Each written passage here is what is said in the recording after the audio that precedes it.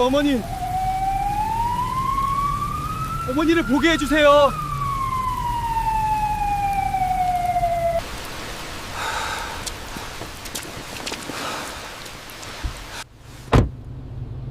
어머니를 보게 해주세요. 비 내리는 저녁 병원 앞에서 경찰들에게 연행되는 젊은 청년, 그는 그 순간에도 어머니를 부르고 있었습니다. 그가 탄 차는 결국 도심을 등지고 달려가고 있습니다. 세상과 단절될 위기의 청년, 그에게는 어떤 일이 벌어질까요? 24, 진우. 진우는 쇠창살 너머에서 뒤늦은 진실과 마주했습니다. 미워했던 사람이 어쩌면 자신을 가장 사랑했던 사람일지도 모른다는 그 끔찍한 가능성 앞에서 삼촌은 배신자였고 아버지의 보험금을 훔쳐 달아난 파렴치한이었습니다. 가족 모두가 그렇게 믿었고 진우도 의심하지 않았습니다. 그런데 구치소에서 한 연예인을 만나고 나서 모든 것이 시작되고 흔들리기 시작했습니다. 그 말이 진실인 줄 알았습니다. 15해 동안 형의 목숨값을 들고 달아난 나쁜 놈. 구치소의 하루는 늘 차갑고 무거웠습니다. 새벽 6시 교도관들의 딱딱한 발걸음 소리가 복도를 울렸습니다. 철문이 열리는 차가운 금속음, 그리고 좁은 창틈으로 비집고 들어오는 희끄무레한 빛. 그 빛은 희망이라기보다는 세상으로부터 격리되었다는 잔인한 확인서 같았습니다. 구치소의 밤은 낮보다 조용했습니다. 사람이 없어서가 아니라 말을 할 필요가 없어서였습니다. 점호가 취침 시간이 되면 방 안에는 숨소리와 뒤척임만 남았습니다. 진우는 늘 그 시간에 눈을 떴습니다. 잠을 억지로 부르지 않았습니다. 오지 않는 것을 붙잡아 본 적이 없었기 때문입니다. 젊은 나이에 쇠창살 안에 앉아 있는 이제 겨우 24세 청년. 남들은 미래를 꿈꾸고 사랑을 할 나이에 그는 죄수복을 입고 차가운 시멘트 바닥에 앉아 있었습니다. 그는 천장을 바라보는 습관이 있었습니다.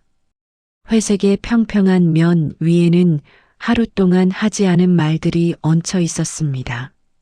하지 않은 말이라기보다 굳이 꺼낼 필요가 없었던 말들에 가까웠습니다. 진우는 말을 아끼는 사람이었습니다. 말이 늘면 설명이 필요했고 설명은 언제나 자신을 불편하게 만들었습니다. 교도관의 무뚝뚝한 목소리가 복도를 울렸습니다. 진우는 천천히 몸을 일으켰습니다. 몸은 일어났지만 마음은 여전히 무거웠습니다. 자신의 인생이 어디서부터 잘못되었는지 그는 매일같이 되물었습니다. 아침 식사 시간이 되었습니다. 죄수들이 밥을 먹기 위해 식판을 들었습니다. 진우도 그들처럼 식판을 들었습니다. 밥과 국 그리고 몇 가지 반찬. 맛은 없었지만 그래도 먹어야 했습니다. 살아남기 위해서. 진우가 수감된 지 한 달째 되던 날이었습니다. 교도관의 외침과 함께 방문이 열렸습니다. 그리고 한 남자가 들어왔습니다. 진우는 고개를 들었다가 놀랐습니다. 그 얼굴을 몰라볼 수 없었습니다. 텔레비전만 틀면 나오던 화려한 연예인, 수만 명의 팬을 거느리던 현우였습니다. 35. 한때 대한민국을 들썩이게 만들었던 그 남자가 지금은 초췌한 얼굴로 죄수복을 입은 채 서 있었습니다. 하마터면 진우는 아는 사람처럼 인사를 할 뻔했습니다. 이내 곧 자기만 아는 얼굴이라는 걸 상기할 수 있었고 왠지 모를 두근거림이 있었습니다. 진우는 현우의 그 얼굴을 정확히 언제부터 알았는지 기억하지 못했습니다. 다만 집이 가장 힘들던 시절 밤늦게까지 켜져 있던 텔레비전 속에서 자주 보던 사람이었습니다. 어린 시절, 집이 너무 추웠던 겨울밤, 누나와 함께 이불을 뒤집어 쓰고 낡은 텔레비전으로 가요 프로그램을 봤던 기억이 있었습니다. 화면 속에서 춤추고 노래하던 현호. 그 모습은 진우에게 잠깐이나마 현실을 잊게 해주는 꿈 같은 존재였습니다. 웃고 노래하고 무대 위에서 조명을 받던 사람. 연예인은 진우에게 동경의 대상이라기보다 현실과는 다른 세계의 인물에 가까웠습니다. 닿을 수 없는 곳에 있는 사람. 부럽지도 질투의 대상도 아니고 그래서 좋았습니다. 교도관이 돌아가자 방 안에는 무거운 침묵이 흘렀습니다. 현우는 벽에 기대어 앉았습니다. 말없이 진우도 자리에 앉아 창밖을 바라봤습니다. 하지만 지금 눈앞에 있는 현우는 꿈이 아니었습니다. 진우처럼 쇠창살 안에 갇힌 똑같은 죄수였습니다. 화려함은 없었습니다. 얼굴은 수척했고 어깨는 잔뜩 움츠러들어 있었습니다. 방 안이 술렁였습니다. 수군거림이 지나갔고 시선이 머물렀습니다. 진우는 시선을 거두었습니다. 신기하긴 했지만 그 이상은 아니었습니다. 신기함은 다가가야 할 이유가 되지 않았습니다. 그날 밤 현우는 잠을 이루지 못했습니다. 계속 뒤척이며 한숨을 쉬었습니다. 진우는 그 소리를 들으며 잠 못 이루는 밤을 보냈습니다. 하지만 말을 걸지는 않았습니다. 말을 거는 법을 배운 적이 없었으니까. 며칠이 지났습니다. 현우는 여전히 적응하지 못하고 있었습니다. 밥도 제대로 먹지 못했고 말도 거의 하지 않았습니다. 그저 구석에 앉아 벽만 바라보았습니다. 어느 날 아침 식사 시간이었습니다. 진우는 평소처럼 음식을 받았습니다.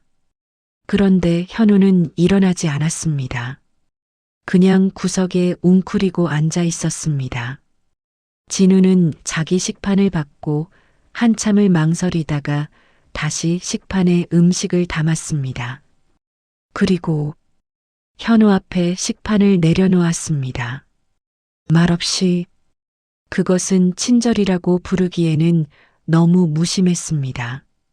표정도 없었고 위로의 말도 없었습니다. 그저 식판을 놓고 자기 자리로 돌아가 밥을 먹기 시작했을 뿐이었습니다. 현우는 그 식판을 한참 바라봤습니다. 그리고 천천히 고개를 들어 진우를 봤습니다. 진우는 창밖을 보며 밥을 먹고 있었습니다. 현우를 쳐다보지도 않았습니다. 한참 후 현우가 젓가락을 들었습니다. 그리고 천천히 밥을 먹기 시작했습니다. 일주일이 지났습니다.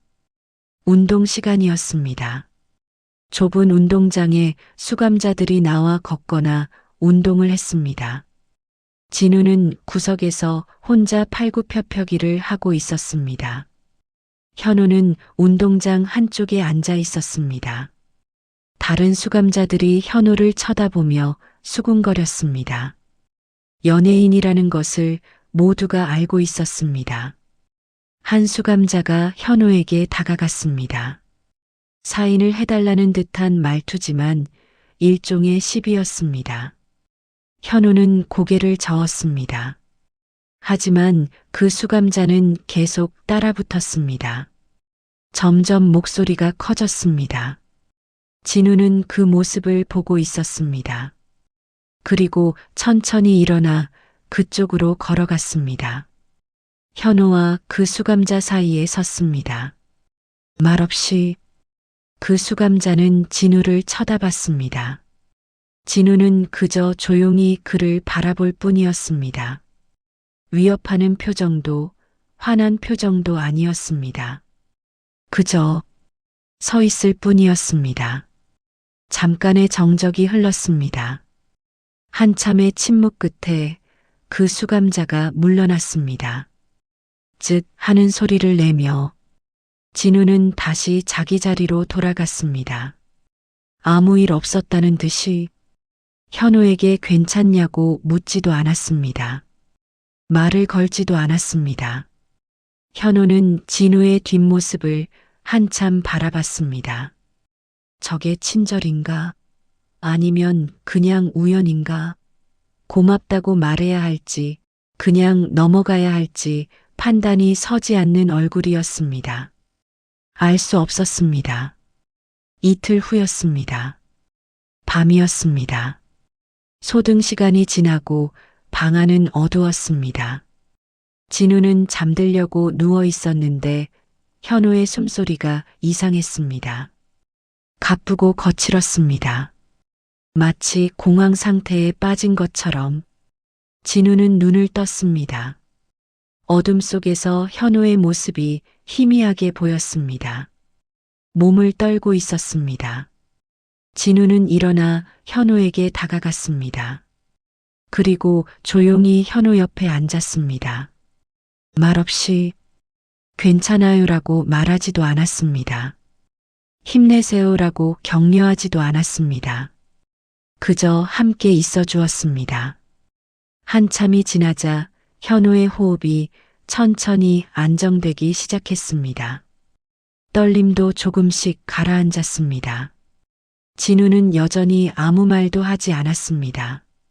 그냥 옆에 앉아 있었습니다. 현우가 완전히 진정될 때까지. 그리고 진우는 조용히 자기 자리로 돌아가 누웠습니다. 인사도 없이 현우는 어둠 속에서 천장을 바라봤습니다. 이상했습니다. 저 사람은 위로도 동정도 하지 않았습니다. 그런데 왜 마음이 조금 편해진 것 같을까? 며칠이 더 지났습니다. 진우가 독서 시간에 책을 읽고 있을 때였습니다. 오래된 책이었고 페이지가 많이 찢어져 있었습니다. 다음 날 진우의 침대 위에 새 책 몇 권이 놓여 있었습니다. 외부에서 구매할 수 있는 책들이었습니다. 진우는 책을 집어들었습니다. 그리고 현우를 바라봤습니다. 현우는 창밖을 보고 있었습니다. 못 본 척? 진우는 아무 말도 하지 않았습니다. 고맙다는 인사도 하지 않았습니다. 그저 책을 펼쳐 읽기 시작했을 뿐입니다. 하지만 그날 저녁 진우는 현우에게 처음으로 말을 걸었습니다. 물 받아올게요. 짧았습니다. 그리고 질문도 아니었습니다. 그냥 알리는 것이었습니다. 현우는 고개를 끄덕였습니다. 진우는 자기 물통과 함께 현우의 물통도 들고 나갔습니다. 돌아올 때는 두 물통 모두 가득 차 있었습니다. 진우는 현우의 물통을 그의 자리에 놓고 다시 자기 자리로 돌아갔습니다. 그것이 전부였습니다. 하지만 현우는 알 수 있었습니다. 무언가가 달라졌다는 것을. 여분의 수건이 하나 더 방에 놓여 있었던 적도 있었습니다. 건네지 않았고 설명도 없었습니다. 씻고 돌아와 보니 현우 자리 근처에 놓여 있을 뿐이었습니다. 그날도 아무 말이 오가지 않았습니다. 현우는 구치소에 들어오기 전 수많은 사람들을 만났습니다. 매니저, 스타일리스트, 프로듀서, 방송 관계자들 모두가 현우에게 잘해줬습니다. 미소 지으며 칭찬하며 배려하며. 하지만 현우는 알고 있었습니다. 그들의 친절에는 목적이 있다는 것을. 현우가 스타이기 때문에, 현우를 이용할 수 있기 때문에 잘해주는 것이라는 것을. 그런데 진우는 달랐습니다. 진우는 현우가 누구인지 분명히 알고 있었습니다. 하지만 아는 척도 하지 않았습니다. 사인을 요구하지도, 사진을 찍자고 하지도, 밖에 나가면 도와달라고 하지도 않았습니다. 진우의 행동들은 친절이라고 부르기에는 너무 무심했습니다. 하지만 동시에 진심이 담겨 있었습니다. 목적 없는 호의, 기대 없는 행동, 그런 행동들은 애매했습니다. 친절이라기엔 설명이 없었고 무심하다기엔 방향이 있었습니다. 현우는 점점 이상함을 느꼈습니다. 사람들은 대개 그를 볼 때 목적이 있었습니다. 호기심이든 호의든 계산이든. 그런데 진우에게서는 그런 기색이 느껴지지 않았습니다. 연예인이라는 사실을 의식하지 않는 것 같았습니다. 아니, 의식하더라도 그에 맞는 행동을 하지 않는 쪽에 가까웠습니다. 진우는 누군가를 돕는 법을 배운 적이 없었습니다. 대신 문제가 커지지 않게 처리하는 법만 배웠습니다. 말없이 옆에 서는 것, 괜히 부딪히지 않게 공간을 정리하는 것, 그것이 그의 방식이었습니다. 현우는 처음으로 생각했습니다. 저 사람은 대체 누구일까? 왜 저렇게 살아갈까? 또 며칠이 지났습니다. 점심 식사 후 교도관이 방문을 열었습니다. 진우 접견. 진우는 놀랐습니다. 아니, 놀란 것보다는 당황스러웠습니다. 지난 한 달간 단 한 번도 면회가 온 적이 없었습니다. 누가 왔을까? 혹시 어머니에게 무슨 일이 생긴 건 아닐까? 방 안의 다른 수감자들이 진우를 쳐다봤습니다. 현우도 고개를 들어 진우를 봤습니다. 진우는 천천히 일어났습니다.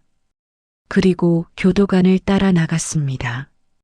접견실로 가는 복도에서 진우는 긴장했습니다. 문을 열고 들어갔습니다. 유리 너머에 누나가 앉아 있었습니다. 얼굴에는 여전히 마스크를 쓰고 있었습니다. 진우는 수화기를 들었습니다. 누나도 수화기를 들었습니다. 그리고 조용히 말했습니다. 어머니 상태가 좋지 않다고, 의사가 2차 수술이 필요하다고 했다고. 진우는 수화기를 꽉 쥐었습니다. 누나의 목소리는 담담했지만 떨리고 있었습니다. 늦어도 2달 안에 수술을 받아야 한다고.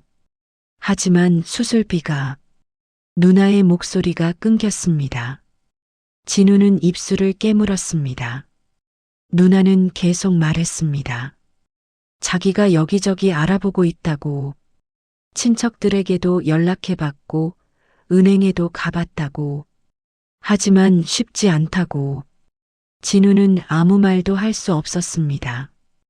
여기 갇혀 있는 자신이 할 수 있는 것은 아무것도 없었습니다. 면회 시간이 끝났습니다. 누나는 울먹이며 일어났습니다. 진우도 천천히 일어났습니다. 방으로 돌아가는 길, 진우의 발걸음은 무거웠습니다. 아니, 무겁다는 표현도 맞지 않았습니다. 그저 발이 움직이지 않는 것 같았습니다. 방으로 돌아왔을 때 진우는 자기 자리에 앉았습니다. 그리고 벽을 바라봤습니다. 저녁 식사 시간이 되었습니다. 진우는 이번에도 일어나지 않았습니다. 운동 시간이 되었습니다. 진우는 나가지 않았습니다. 그냥 앉아 있었습니다. 벽을 보며. 밤이 되었습니다. 소등 후 방 안이 어두워졌습니다. 다른 수감자들은 하나둘 잠들기 시작했습니다. 현우는 진우를 보고 있었습니다. 어둠 속에서 진우의 실루엣이 보였습니다. 여전히 앉아 있었습니다. 한참이 지나고 나서야 현우가 조용히 물었습니다. 너는? 진우가 고개를 돌렸습니다. 누가 온 거야? 접견 환경은 아닌 것 같은데. 그것은 동정이 아니었습니다. 호기심도 아니었습니다. 그냥 구치소에서 한 달을 함께 지낸 사람이 느끼는 현실적인 의문이었습니다. 잠시 침묵이 흘렀습니다. 진우는 잠깐 생각했습니다. 무엇부터 말할지 고르는 시간에 가까웠습니다. 누나가 왔어요. 우리 누나. 아버지 사고로 돌아가셨고요. 현우는 아무 말도 하지 않았습니다. 그 뒤로 집이 기울었고 빛도 좀 있었고요. 진우는 천장을 한번 보고 말을 이었습니다. 할머니랑 살던 집에 불이 났습니다. 말은 거기서 끊길 줄 알았지만 진우는 덧붙였습니다. 누나는 그때 절 구하다 예쁜 얼굴을 좀 다쳤고요. 좀이라는 말은 사실과 어울리지 않았지만 그는 고치지 않았습니다. 어머니는 그렇게 고생만 하다가 이번엔 병이 왔네요. 잠시 공기가 멈췄습니다. 수술해야 산답니다. 그 말 뒤에는 아무것도 이어지지 않았습니다. 도와달라는 말도 어떻게 해야 하냐는 질문도 없었습니다. 묻는 말에 답했을 뿐이었습니다. 말은 설명이 아니었습니다. 요약에 가까웠습니다. 현우는 한참을 말없이 앉아 있었습니다. 사람들은 이런 이야기를 할 때 보통 다음 문장을 기다렸습니다. 하지만 진우는 기다리지 않았습니다. 이미 끝난 이야기처럼 입을 다물고 있었습니다. 그날 밤 현우는 쉽게 잠들지 못했습니다. 도와달라고 하지 않는 사람, 연예인인 자신을 특별하게 대하지 않는 사람, 목적 없는 담담함, 그게 이상하게 마음에 남았습니다. 진우는 그날도 천장을 바라보고 있었습니다. 자신의 말이 어떤 파장을 만들지 생각하지 않았습니다. 그런 계산을 해본 적이 없었기 때문입니다. 그는 늘 혼자서 버텼고 누군가의 호의를 전제로 삶을 설계해 본 적이 없었습니다. 그래서 알지 못했습니다. 자신의 담담함이 누군가의 선택을 움직이고 있다는 사실을. 두 사람은 각자의 침묵 속에 머물렀습니다. 하지만 그 침묵은 이전과 달랐습니다. 무언가가 공유되었고 무언가가 시작되었습니다. 쇠창살 너머 진실은 조금씩 모습을 드러내고 있었습니다. 그날 밤 진우는 잠들지 못했습니다. 어둠 속에서 눈을 뜨고 천장을 바라봤습니다. 현우와의 대화가 귓가에 맴돌았습니다. 아버지 사고로 돌아가셨고요. 집이 기울었고요. 불이 났습니다. 그 말을 입 밖으로 꺼낸 것은 오랜만이었습니다. 아니, 어쩌면 처음이었을지도 모릅니다. 그 이야기를 누군가에게 제대로 한 적이 없었으니까. 현우에게 했던 말이 진우의 머릿속에서 자꾸 되돌아왔습니다. 그 말들은 설명이 아니었습니다. 요약에 가까웠습니다. 진우는 문득 생각했습니다. 자신이 언제부터 이렇게 말하게 되었는지. 진우는 눈을 감았습니다. 그러자 과거가 밀려왔습니다. 진우가 8살이었던 해 가을이었습니다. 아버지가 죽던 날은 생각보다 조용했습니다. 공사 현장에서 사고가 났다는 전화를 받았을 때도 병원으로 달려가던 차 안에서도 그렇게 미친 듯이 울리던 울음소리와 웅성거림, 그 무엇 하나 울리지 않았습니다. 병원 복도에는 소독약 냄새가 진하게 퍼져 있었고 사람들은 모두 낮은 목소리로만 이야기했습니다. 의사는 말을 골라 했습니다. 이미 늦었다는 말, 고통은 크지 않았을 거라는 말, 절차에 대한 설명. 학교에서 돌아온 진우는 거실에서 텔레비전을 보고 있었습니다. 누나는 부엌에서 라면을 끓이고 있었고 할머니는 마당에서 고추를 말리고 계셨습니다. 전화벨이 울렸습니다. 누나가 받았습니다. 네, 김동철 씨 댁 맞습니다. 그리고 누나의 얼굴이 굳어졌습니다. 네, 지금 어디요? 수화기를 든 누나의 손이 떨리기 시작했습니다. 진우는 텔레비전에서 눈을 떼고 누나를 봤습니다. 할머니, 할머니. 누나의 외침에 할머니가 급히 안으로 들어오셨습니다. 전화를 받은 할머니의 얼굴에서 모든 색이 사라졌습니다. 병원 복도는 차갑고 밝았습니다. 진우는 할머니와 누나 사이에 앉아 있었습니다. 어머니는 의사와 이야기를 나누고 계셨습니다. 의사의 입이 움직이고 있었지만 무슨 말을 하는지 들리지 않았습니다. 다만 어머니의 어깨가 점점 떨어지는 것이 보였습니다. 어머니가 복도로 나왔습니다. 할머니가 물었습니다. 어떻게 됐어? 어머니는 고개를 저었습니다. 말이 나오지 않는 것 같았습니다. 그리고 그 자리에 주저앉았습니다. 할머니가 어머니를 끌어안았습니다. 두 사람은 복도 한가운데서 울었습니다. 그렇게 아버지는 응급수술을 받으셨고 그 곁에는 뒤따라 도착한 삼촌이 지키고 있었습니다.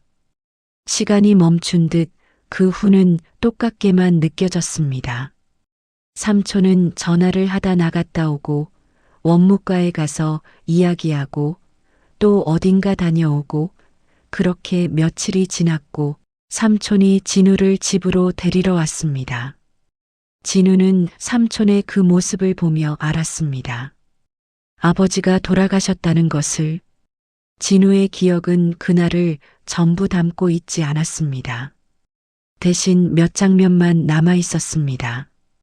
의자의 차가운 촉감, 어머니의 손이 미세하게 떨리던 모습, 누나가 입술을 깨물며 아무 말도 하지 않던 얼굴, 그리고 항상 웃어주던 삼촌의 일그러진 얼굴. 진우가 기억하는 것은 소리였습니다. 어머니의 울음소리, 할머니의 신음소리, 복도를 지나가는 사람들의 발소리, 그리고 냄새였습니다. 소독약 냄새, 차가운 복도의 냄새. 어른들이 무너지는 것을 진우는 그날 처음 봤습니다. 장례식장은 조용했습니다. 영정사진 속 아버지는 웃고 있었습니다. 하지만 그 앞에 앉아 있는 사람들은 아무도 웃지 않았습니다. 다 기억하지 못할 만큼 사람들이 왔습니다. 아버지가 일하던 회사 사람들도 왔습니다. 그들은 어머니에게 절을 했습니다. 위로의 말을 했습니다. 그리고 떠났습니다. 하지만 한 사람만은 떠나지 않았습니다. 삼촌은 장례식 내내 영정 앞을 떠나지 않았습니다. 가장 많이 울었고 가장 늦게까지 남았습니다. 형의 사진 앞에서 고개를 들지 못한 채 몇 번이나 같은 말을 중얼거렸습니다. 진우는 그 말을 정확히 듣지 못했습니다. 다만 삼촌의 어깨가 계속해서 들썩였다는 것만 기억했습니다. 삼촌은 영정 앞에서 하루 종일 앉아 있었습니다. 밥도 먹지 않았습니다. 물도 마시지 않았습니다. 그저 형의 사진을 보며 울었습니다. 형님, 형님. 삼촌은 계속 형을 불렀습니다. 밤이 되어도 삼촌은 자리를 뜨지 않았습니다. 어머니가 좀 쉬라고 했지만 삼촌은 고개를 저었습니다. 제가 있어야 합니다. 형님 혼자 두면 안 됩니다. 장례는 빠르게 진행되었습니다.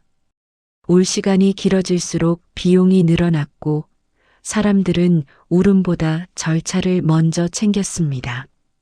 삼촌은 묵묵히 움직였습니다. 상주가 해야 할 일들을 대신 처리했고 밤늦게까지 자리를 지켰습니다. 그 모습이 이상하다고 느낀 사람은 없었습니다. 오히려 믿음직해 보였습니다. 장례를 치르는 나흘 동안 삼촌은 모든 것을 챙겼습니다.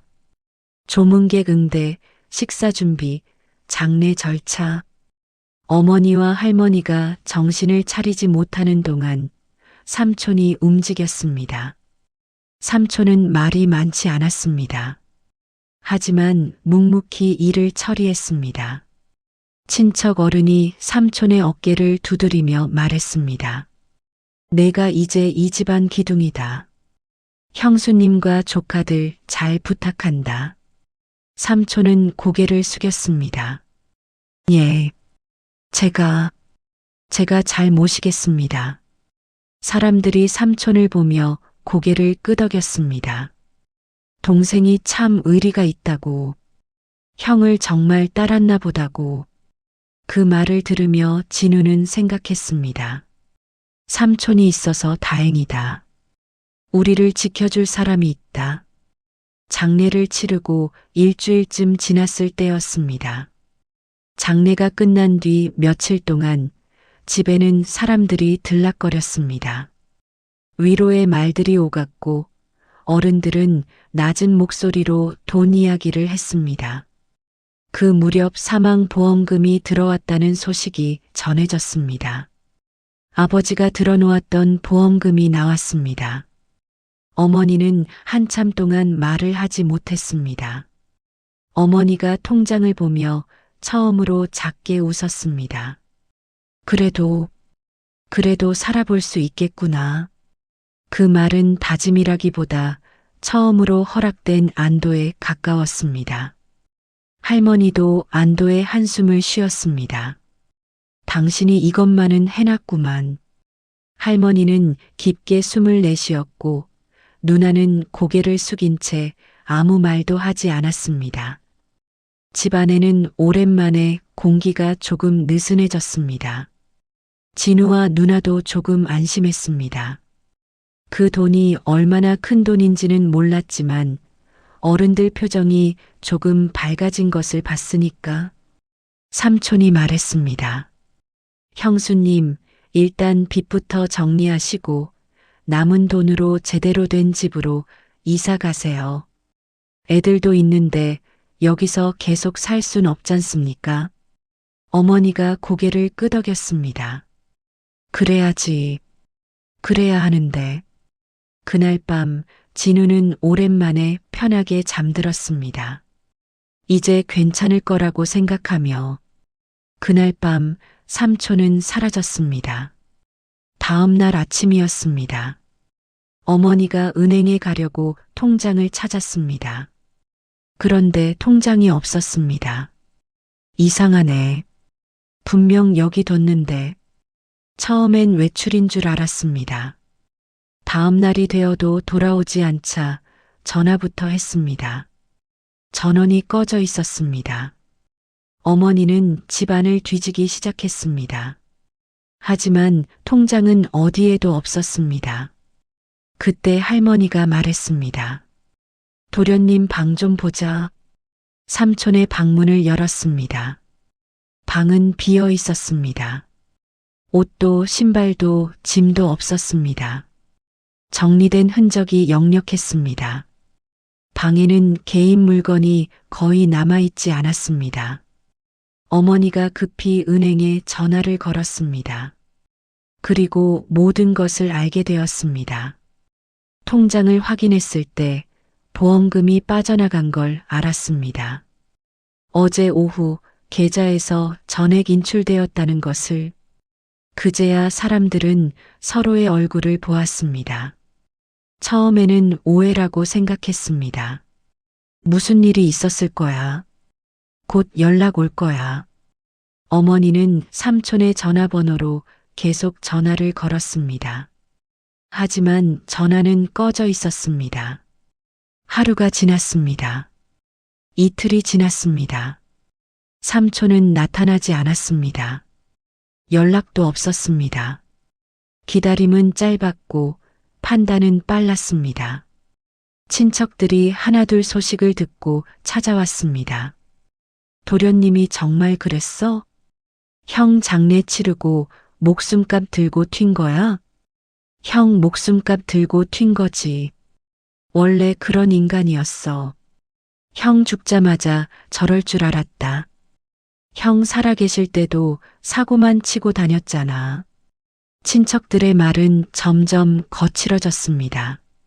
저런 놈이 형제라니. 형님이 불쌍해서. 집안 망신이야 망신. 말은 빠르게 퍼졌고 의심은 확신이 되어 갔습니다. 이웃들도 수군거렸습니다. 들으셨어요? 저 집 막내 아들이 돈 들고 도망갔대요. 형 죽자마자 그럴 줄 알았어요. 평소에도 믿을 놈이 못 됐잖아요. 일주일이 지났을 때 집안에서 삼촌의 이름이 사라졌습니다. 아무도 삼촌의 이름을 부르지 않았습니다. 삼촌이라는 호칭은 사라졌고 그 인간이라는 말만 남았습니다. 어머니는 더 이상 도련님이라고 부르지 않았습니다. 그 인간, 할머니도 마찬가지였습니다.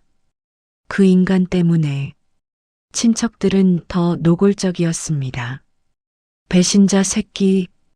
진우는 그 말을 처음 들었을 때 이상하게도 반박할 생각이 들지 않았습니다.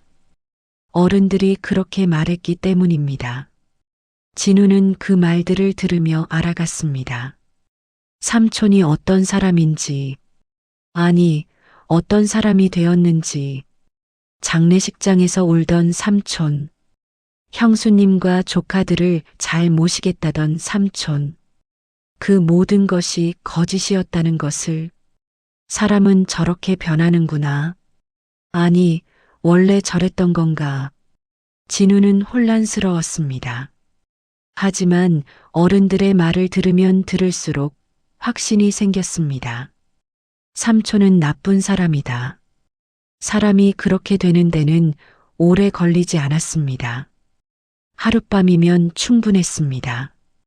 보험금이 사라지고 한 달쯤 지났을 때였습니다. 삼촌이 사라진 뒤 집은 빠르게 기울었습니다. 며칠 지나지 않아 빈 이야기가 나왔습니다. 아버지가 생전에 정리하지 못한 돈들이 있었습니다. 사채였습니다. 이자부터 원금까지 숫자는 진우가 이해할 수 없는 크기였습니다. 집 대문을 두드리는 사람이 나타났습니다. 김동철 씨 댁 맞죠?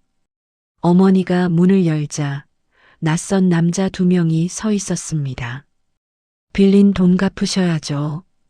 어머니는 무슨 말인지 몰랐습니다. 무슨 빚이요? 남자가 서류를 내밀었습니다. 김동철 씨가 저희한테 3천만 원 빌려가셨는데요. 어머니의 얼굴이 창백해졌습니다. 그게 무슨. 알고 보니 아버지는 돌아가시기 전 여러 곳에서 조금씩 돈을 빌리고 있었습니다. 생활비가 부족해서, 병원비가 필요해서, 아이들 학비가 필요해서, 만약 보험금이 있었다면 빚을 갚고도 남았을 것입니다. 하지만 지금은. 어머니는 무릎을 꿇었습니다. 시간을 주세요. 제발, 조금만 시간을. 빚쟁이들은 처음엔 공손했습니다. 문을 두드리고 사정을 설명했습니다. 어머니는 고개를 숙였고 할머니는 계속해서 같은 말을 했습니다. 조금만 기다려 달라. 하지만 기다림은 길어지지 않았습니다. 목소리는 거칠어졌고 말은 위협으로 바뀌었습니다. 그날 이후 빚쟁이들은 걸핏하면 한 번씩 집을 찾아왔습니다. 문을 두드렸습니다. 아니, 발로 찼습니다. 돈 갚아? 언제까지 버틸 건데? 때로는 집 안까지 들어와 가재도구를 부쉈습니다. 이거 팔아서라도 갚아? 아이들이 보는 앞에서였습니다. 진우와 누나는 그들이 올 때마다 방 안에 숨었습니다. 이불을 뒤집어 쓰고 숨을 죽였습니다. 그날 이후로 집은 더 이상 안전한 공간이 아니었습니다. 문 두드리는 소리만 나도 모두가 굳었습니다. 진우는 그때부터 방문 쪽을 자주 보게 되었습니다. 누나는 말을 줄였고 어머니는 눈을 마주치지 않았습니다. 어머니는 그들 앞에서 고개를 숙였습니다. 사정했습니다. 빌었습니다. 조금만 더 기다려주세요. 하지만 그들은 듣지 않았습니다. 할머니는 그 모습을 보며 방 구석에 앉아 계셨습니다. 아무 말도 하지 않으셨습니다. 그저 눈물만 흘리셨습니다. 할머니는 밤마다 삼촌의 이름을 불렀습니다. 막내야, 왜 그랬니? 그 말은 원망이라기보다 질문에 가까웠습니다. 하지만 질문에는 답이 없었습니다. 삼촌은 돌아오지 않았고 설명도 없었습니다. 진우는 밤마다 생각했습니다. 삼촌만 아니었으면, 삼촌만 그 돈을 들고 도망가지 않았으면, 우리는 빚을 갚을 수 있었을 텐데, 우리는 제대로 된 집으로 이사 갈 수 있었을 텐데, 기다림은 분노로 바뀌었고, 분노는 체념으로 굳어졌습니다. 할머니는 그날 이후로 말수가 줄었습니다. 식사를 거르기 시작했습니다. 밤에는 잠을 이루지 못했습니다. 할머니는 자주 같은 말을 했습니다. 내가 막내를 잘못 키웠다. 어느 날 진우는 할머니가 혼잣말하는 것을 들었습니다. 내가 그 자식을 잘못 키웠나? 형을 배신하라고 키운 게 아닌데. 그 말은 원망이라기보다 이유를 찾으려는 시도에 가까웠습니다. 이유가 있어야 견딜 수 있었기 때문입니다. 어머니는 그 말을 들을 때마다 아무 대답도 하지 않았습니다. 대답을 하면 무너질 것 같았습니다. 할머니는 자책하셨습니다. 막내 아들을 그렇게 키운 것이 자신의 잘못이라고 생각하셨습니다. 할머니는 점점 야위어 갔습니다. 그 무렵 이상한 일이 하나 있었습니다. 가장 악랄하던 빚쟁이 하나가 어느 날 갑자기 태도를 바꿨습니다. 전화를 받고는 얼굴이 굳더니 말수가 줄었습니다. 그날 이후로 그 사람은 집에 오지 않았습니다. 다른 사람들도 점점 발길을 끊었습니다. 어머니는 그걸 운이라고 말했습니다. 그래도 살았다. 아무도 이유를 묻지 않았습니다. 묻고 싶지 않았기 때문입니다. 시간은 흘렀고 집은 버텼습니다. 하지만 그 버팀은 언제나 불안정했습니다. 진우는 그때부터 한 가지를 배웠습니다. 어른들은 무너지지 않는 것처럼 보이지만 사실은 무너지지 않으려고 애쓰는 것뿐이라는 걸 말이죠. 구치소의 어둠 속에서 진우는 눈을 떴습니다. 과거가 흘러가고 다시 현재로 돌아왔습니다. 그리고 또 하나, 사람은 설명이 없으면 가장 나쁜 쪽으로 기억된다는 것. 그날 이후로 삼촌은 가족에게서 사라진 사람이 아니었습니다. 모든 불행의 이유가 된 사람이었습니다. 진우는 그 이름을 마음속에서 지웠습니다. 지워야만 살아갈 수 있었기 때문입니다. 현우가 조용히 물었습니다. 잠 안 와? 진우는 대답하지 않았습니다. 대답할 필요가 없었습니다. 두 사람은 각자의 어둠 속에서 천장을 바라봤습니다. 진우는 생각했습니다. 자신이 삼촌을 오해한 것인지 아니면 삼촌이 정말 그런 사람이었는지. 하지만 답은 없었습니다. 답을 찾기엔 너무 오랜 시간이 흘렀고 너무 많은 일들이 있었습니다. 배신자는 그렇게 만들어졌습니다. 설명 없는 침묵이 사람을 악인으로 만들었습니다. 하지만 진우는 아직 몰랐습니다.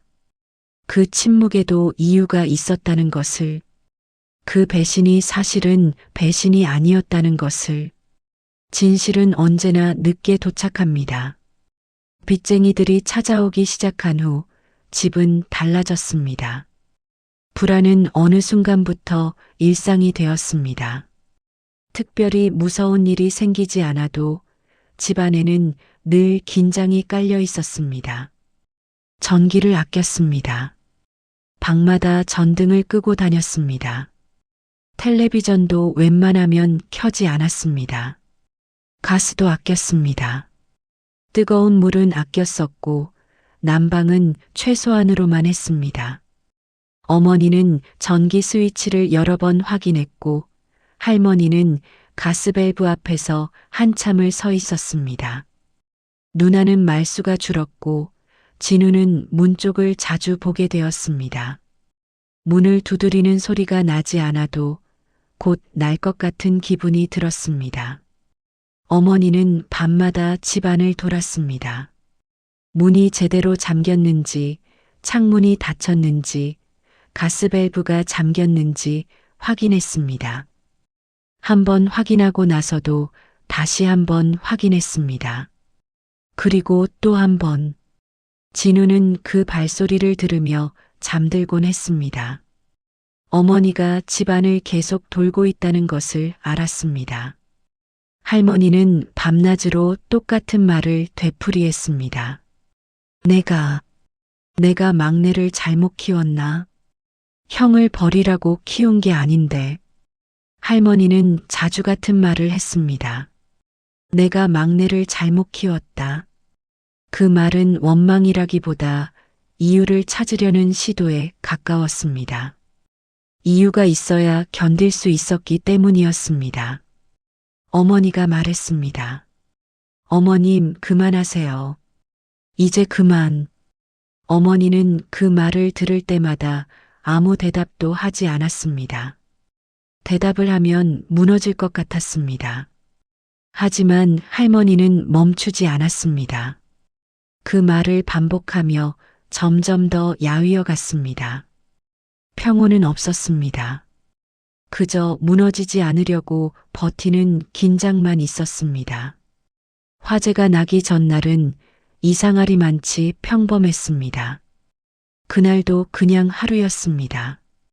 별일 없는 하루였습니다.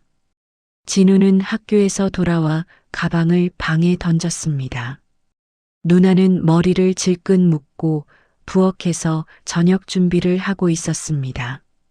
할머니는 창문을 닫으면서 바람이 차다고 말했습니다. 어머니는 일을 다녀와 소파에 잠깐 앉아 있다가 다시 일어났습니다. 진우야, 손 씻어. 응. 진우는 세면대에서 손을 씻었습니다. 거울에 비친 자신의 얼굴을 봤습니다. 지쳐 보였습니다. 저녁 식사는 간단했습니다. 밥과 김치, 그리고 계란 프라이. 할머니가 계란을 진우의 그릇에 놓았습니다.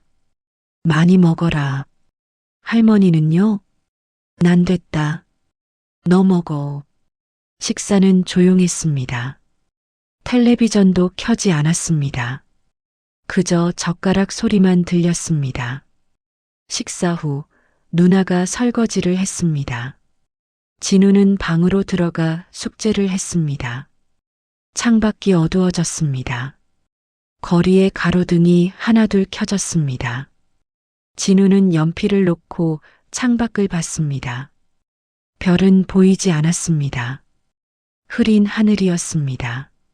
누나가 방문을 열고 들어왔습니다. 자러 가야지. 응, 알았어. 누나는 창문을 닫고 커튼을 쳤습니다. 그리고 진우의 이불을 펴주고 나갔습니다. 진우는 이불 속으로 들어갔습니다. 조금 춥긴 했지만 참을 만했습니다. 한밤중이었습니다. 진우는 무언가 이상한 냄새에 잠에서 깼습니다. 탄 냄새였습니다. 불길은 보이지 않았고 소리는 나지 않았습니다. 대신 코를 찌르는 냄새가 방 안으로 스며들었습니다. 처음에는 꿈인가 싶었습니다. 하지만 점점 진해졌습니다. 진우는 눈을 떴습니다. 방 안이 뿌옇게 보였습니다. 진우는 눈을 뜨자마자 숨이 막히는 느낌을 받았습니다. 연기였습니다. 진우는 벌떡 일어났습니다. 심장이 빠르게 뛰기 시작했습니다. 누나. 진우는 방문을 열려고 손잡이를 잡았습니다. 뜨거웠습니다. 할머니가 먼저 일어나 있었습니다. 손잡이를 잡았을 때 손바닥이 데일 것처럼 뜨거웠습니다. 아! 진우는 손을 떼고 뒤로 물러났습니다. 문틈 사이로 연기가 새어 들어왔습니다. 복도에서 소리가 들렸습니다. 어머니의 목소리였습니다. 애들아, 나와. 진우는 손수건으로 손잡이를 잡고 문을 열었습니다. 복도는 연기로 가득했습니다. 앞이 보이지 않았습니다. 어머니, 진우야, 이쪽이야. 어머니의 목소리가 들렸지만 어디서 나는지 정확히 알 수 없었습니다. 진우는 벽을 짚으며 천천히 앞으로 나아갔습니다. 숨을 쉬기가 힘들었습니다. 코와 목이 따가웠습니다. 할머니, 어머니, 누나의 목소리도 들렸습니다. 밑에서 딱딱 소리가 났습니다. 무언가 타는 소리였습니다. 진우는 현관 쪽으로 향했습니다. 하지만 연기 때문에 현관이 어디 있는지 보이지 않았습니다. 그때 누군가 진우의 팔을 잡았습니다. 할머니였습니다. 할머니, 나가. 할머니의 목소리는 낮았고 단호했습니다.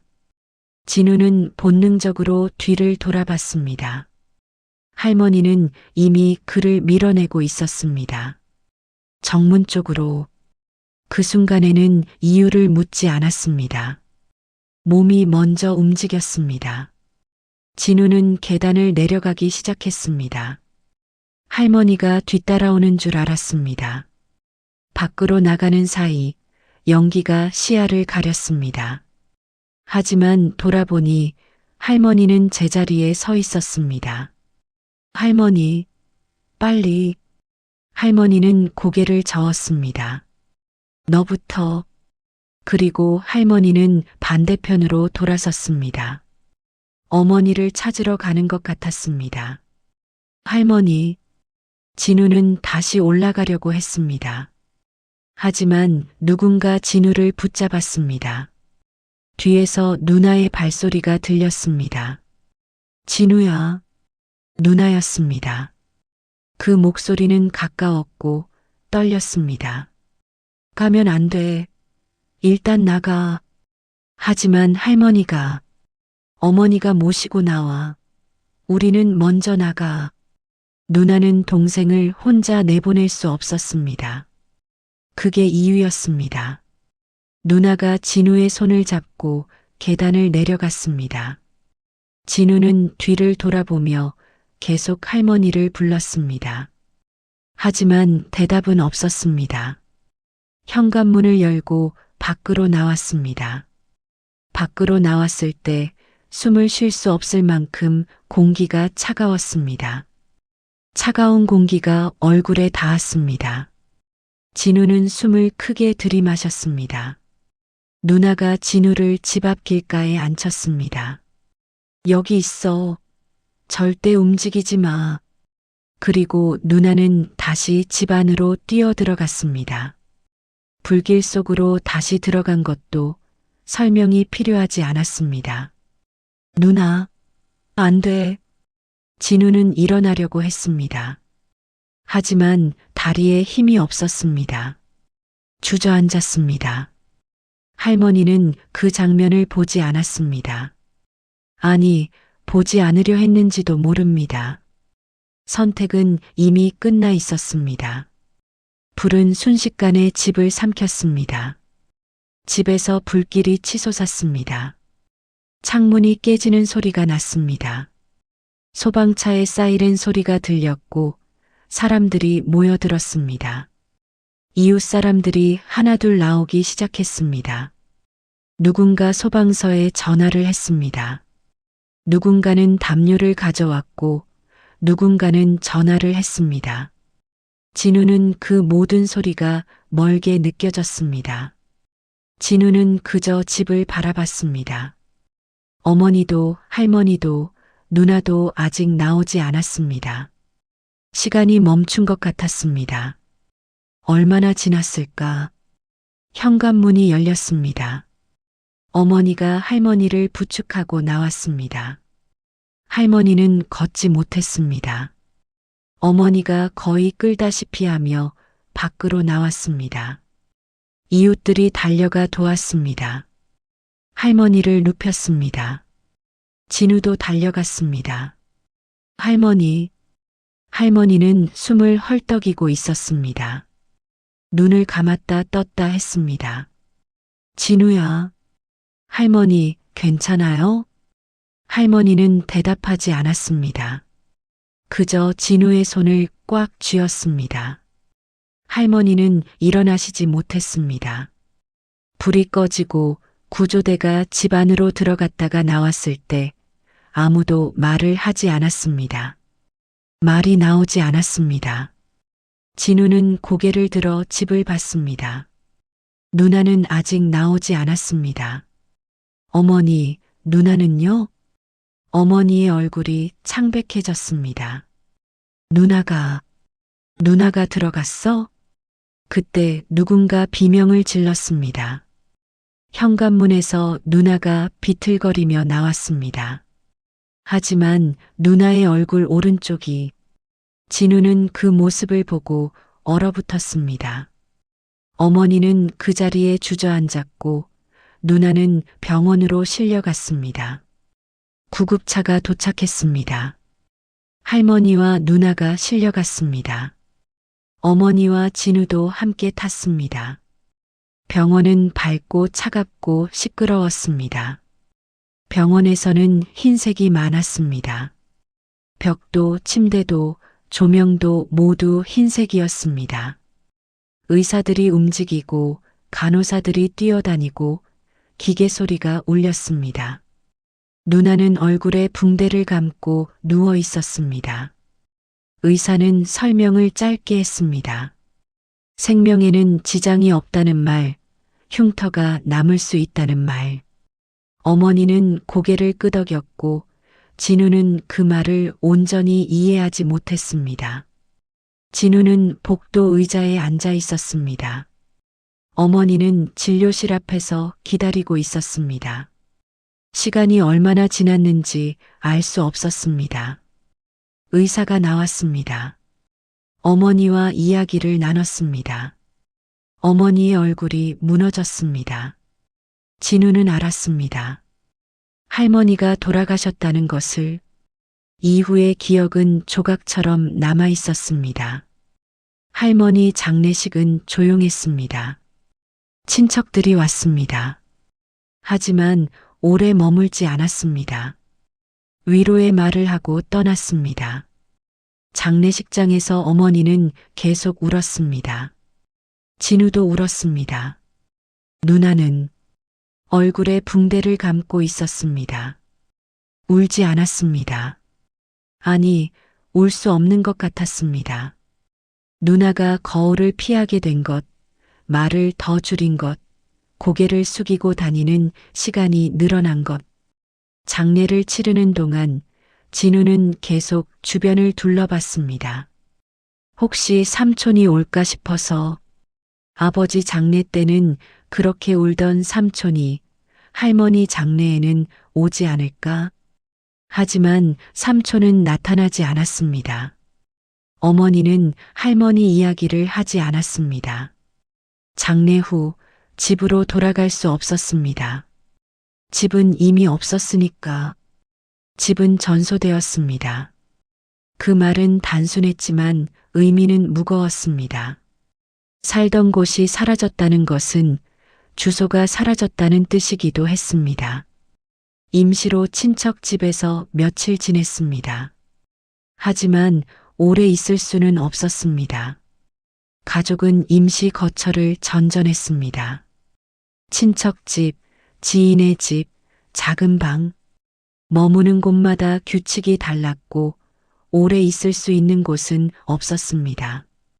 어머니는 작은 월세방을 구했습니다. 방 하나, 부엌 하나. 어머니는 생존에 급급했습니다. 서류를 챙기고 지원을 알아보고 다시 일을 나갔습니다. 짐은 거의 없었습니다. 불에 다 타버렸으니까 옷 몇 벌, 이불 몇 채, 그게 전부였습니다. 진우는 학교를 옮겼고 누나는 치료를 받았습니다. 연락처는 바뀌었고 전화는 줄었습니다. 누구에게 먼저 연락해야 하는지조차 모르는 날들이 이어졌습니다. 진우는 새 집 방바닥에 앉아 있었습니다. 벽지 냄새가 났습니다. 낯선 냄새였습니다. 누나는 구석에 앉아 벽을 보고 있었습니다. 여전히 얼굴에 붕대를 감고 있었습니다. 어머니는 부엌에서 짐을 정리하고 있었습니다. 아무도 말하지 않았습니다. 몇 주가 지났습니다. 누나는 병원에서 붕대를 풀었습니다. 하지만 거울을 보지 않았습니다. 집에 돌아와서도 거울을 피했습니다. 세면대에 있는 작은 거울도 돌려놓았습니다. 밖에 나갈 때는 마스크를 썼습니다. 모자를 눌러 썼습니다. 고개를 숙였습니다. 사람을 마주칠 때 고개를 조금 숙이는 습관이 생겼습니다. 어머니는 아무 말도 하지 않았습니다. 그 습관을 고쳐주려 하지도 않았습니다. 말수가 줄었습니다. 밥을 먹을 때도 텔레비전을 볼 때도 그냥 가만히 있었습니다. 진우가 말을 걸어도 짧게 대답할 뿐이었습니다. 누나, 괜찮아? 응. 밥 먹어. 응. 누나는 점점 멀어지는 것 같았습니다. 같은 방에 있어도 멀리 있는 것처럼 느껴졌습니다. 그 와중에도 삼촌은 나타나지 않았습니다. 진우는 그 사실을 의식적으로 떠올리지 않으려 했습니다. 생각해도 소용이 없었기 때문이었습니다. 하지만 사람들은 자꾸 말했습니다. 그래도 이럴 때는 와야 하는 거 아니냐? 그 말은 질문처럼 들렸지만 이미 답을 정해놓은 말이었습니다. 어머니는 대답하지 않았습니다. 할머니의 장례를 치를 때도 누나가 병원에 있을 때도 어머니는 삼촌의 이름을 입에 올리지 않았습니다. 그 침묵이 오히려 판단처럼 느껴졌습니다. 진우는 마음속에서 삼촌을 지웠습니다. 지우지 않으면 이 모든 일이 견뎌지지 않을 것 같았습니다. 살아있는 사람으로 두면 왜 오지 않았는지를 계속 묻게 될 것 같았습니다. 그래서 그는 삼촌을 과거로 밀어냈습니다. 이미 끝난 사람처럼. 불이 난 밤 이후로 진우에게 삼촌은 살아있는 사람이 아니었습니다. 그날 이후 가족은 다시는 예전의 위치로 돌아가지 못했습니다. 돌아갈 곳도 없었습니다. 남은 것은 타버린 자리와 설명되지 않은 공백뿐이었습니다. 그 공백은 시간이 지나도 메워지지 않았습니다. 오히려 자라났습니다. 진우는 그 공백 위에서 자랐습니다. 그리고 그 공백이 훗날 어떤 선택으로 이어질지 그때는 알지 못했습니다. 구치소의 어둠 속에서 진우는 그날 밤을 떠올렸습니다. 할머니의 마지막 말, 너부터. 그 말의 의미를 이제야 조금 이해하는 것 같았습니다. 누군가를 위해 자신을 내어주는 것, 그것이 사랑이라는 것을. 하지만 삼촌은 달랐습니다. 삼촌은 우리를 버렸습니다. 진우는 그렇게 믿고 있었습니다. 화재 이후의 시간은 빠르게 흘렀습니다. 정확히 말하면 흘러갔다기보다는 밀려갔습니다. 하루하루가 쌓이기보다는 다음 날을 버티기 위해 전날을 지워내는 시기였습니다. 진우는 성인이 되었습니다. 20살, 21살, 22살. 임시 거처에서 시작했던 가족은 작은 월세방으로 옮겼습니다. 겨우 방 2개. 이전보다는 나았지만 여전히 좁았습니다. 가족은 임시 거처를 전전하다가 작은 집에 자리를 잡았습니다. 이전보다 좁았고 이전보다 오래 머물렀습니다. 그게 전부였습니다. 누나는 대학에 가지 않았습니다. 치료는 계속 받았지만 흉터는 그대로였습니다. 누나는 치료를 이어갔습니다. 얼굴의 흉터는 시간이 지나도 사라지지 않았고 마음은 더 다쳤습니다. 집 밖을 나가는 일이 점점 줄었습니다. 마스크를 쓰고 고개를 숙이고 빠르게 걷고 빠르게 돌아왔습니다. 거울 앞에 오래 서지 않았고 사진을 피했습니다. 사람을 마주칠 때 고개를 조금 숙이는 습관이 생겼습니다. 어머니는 쉬지 않았습니다. 새벽에 나가 밤에 들어왔습니다. 청소일, 식당 일, 마트 일. 몸이 허락하는 한 일 했습니다. 일이 끝나면 또 다른 일을 찾았습니다. 몸이 버텨주지 않는다는 걸 알면서도 멈추지 않았습니다. 괜찮다는 말을 자주 했고 그 말은 점점 짧아졌습니다. 진우는 그 말을 믿지 않았습니다. 대신 아무 말도 하지 않았습니다. 말하지 않는 게 더 도움이 될 때가 있다는 걸 그는 이미 배웠습니다. 회복이 아니었습니다. 그저 무너지지 않으려고 버티는 시간이었습니다. 진우는 고등학교를 졸업했습니다. 대학은 가지 않았습니다. 갈 수 없었습니다. 진우는 어른이 되었습니다. 정확히는 어른의 역할을 하게 되었습니다. 꿈을 묻는 질문에는 대답하지 않았고 계획을 세우는 대신 당장의 일을 찾았습니다. 진우는 일을 했습니다. 처음에는 편의점 아르바이트였습니다. 그 다음은 공사 현장이었습니다.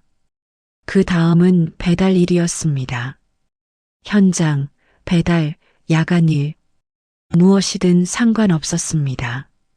무거운 것을 나르고 밤 늦게까지 일하고 쉬는 날 없이 움직였습니다. 해야 할 일이 있다는 사실이 중요했습니다. 친구들과는 연락이 끊겼습니다. 만날 시간도 없었고 만나고 싶지도 않았습니다. 그들의 대학 이야기, 미래 계획, 그런 것들을 듣고 싶지 않았습니다. 진로나 꿈 같은 것은 생각하지 않았습니다. 그런 것을 생각할 여유가 없었습니다. 그는 스스로에게 자주 말했습니다. 내가 하면 된다. 진우는 그렇게 생각했습니다. 내가 버티면 된다. 누구에게 기댈 수도 도움을 청할 수도 없었습니다. 그러니 자기가 하면 되는 것이었습니다. 도움을 요청하는 순간을 상상해 본 적이 없었습니다. 누군가에게 기대면 그 기대가 무너질 때 감당해야 할 것이 더 크다는 걸 알고 있었습니다. 그래서 그는 처음부터 기대하지 않는 쪽을 택했습니다. 그것이 습관이 되었습니다. 아니, 삶 자체가 되었습니다. 그 생각은 오래갔습니다. 오래간 생각은 습관이 되었고 습관은 성격이 되었습니다. 그날은 공사 현장에서 일하는 날이었습니다. 어머니가 쓰러진 날도 특별한 전조는 없었습니다. 진우는 자재를 나르고 있었습니다. 햇볕이 뜨거웠고 땀이 흘렀습니다. 일을 마치고 돌아온 어머니는 잠깐 소파에 앉았다가 일어나려다 그대로 주저앉았습니다. 얼굴이 하얗게 질렸고 말을 잇지 못했습니다. 휴대전화가 울렸습니다. 누나였습니다. 진우야. 누나의 목소리가 떨리고 있었습니다. 왜? 어머니가 병원에 계셔. 진우의 손이 멈췄습니다. 무슨 일이야? 일하시다가 쓰러지셨대. 지금 응급실이야. 손이 떨리지 않는다는 게 이상할 정도로 그는 차분했습니다. 진우는 전화를 끊고 현장 소장에게 달려갔습니다. 급한 일이 생겨서 먼저 가봐야 합니다. 지금 죄송합니다. 진우는 기다리지 않고 뛰어나갔습니다. 병원 응급실에 도착했을 때 누나가 복도에 앉아 있었습니다. 누나는 고개를 들었습니다. 눈이 빨갛게 부어 있었습니다. 어머니는 안에 계셔. 검사 중이야. 진우는 누나 옆에 앉았습니다. 한참을 기다렸습니다. 병원에서는 빠른 판단이 필요하다고 했습니다. 의사가 나왔습니다. 진우와 누나가 일어났습니다. 보호자분들이시죠? 네. 의사는 차트를 보며 말했습니다. 뇌출혈입니다. 다행히 발견이 빨라서 응급처치는 했는데요. 진단명은 길었고 설명은 짧았습니다. 진우의 심장이 빠르게 뛰었습니다. 수술이 필요합니다. 수술이 필요했고 미루기 어렵다는 말이 덧붙었습니다. 언제요? 빠를수록 좋습니다. 늦어지면 후유증이 남을 수 있어요. 진우는 고개를 끄덕였습니다. 질문은 하지 않았습니다. 질문을 해도 답이 달라지지 않는다는 걸 알고 있었습니다. 비용은? 의사가 잠깐 침묵했습니다. 지금 비용이 문제입니까? 어머니부터 살리셔야죠. 진우의 머릿속이 하얗게 변했습니다. 문제는 돈이었습니다. 5천만 원. 그 숫자는 낯설지 않았습니다. 아버지의 보험금이 그만큼이었습니다. 삼촌이 들고 도망간 돈이 그만큼이었습니다. 진우는 그 사실을 누구보다 빨리 이해했습니다. 병실 앞 의자에 앉아 숫자를 떠올렸습니다. 모아둔 돈, 당장 마련할 수 있는 돈, 부족한 액수, 머릿속에서 계산이 반복되었습니다. 결과는 같았습니다. 부족했습니다. 진우는 복도 의자에 앉아 머리를 감싸 쥐었습니다. 누나가 옆에 앉았습니다. 어떡하지? 진우는 대답하지 않았습니다. 대답할 수 없었습니다. 대출 받을 수 있을까? 안 돼. 우리 신용으로는 불가능해. 친척들한테 누가 5천만 원을 빌려주겠어. 침묵이 흘렀습니다.